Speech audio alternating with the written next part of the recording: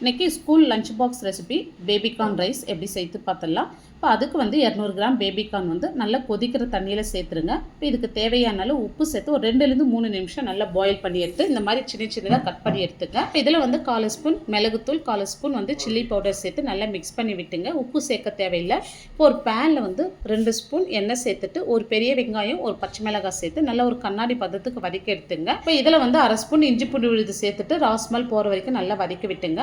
இப்போ வந்து ஒரு பாதி கேப்சிகம், கொஞ்சமாக வந்து கேரட், மசாலா போட்ட பேபிகார்ன் சேர்த்து நல்லா வதக்கி விடுங்க. இப்போ இதுக்கு தேவையான அளவு சால்ட்டு சேர்த்துருங்க.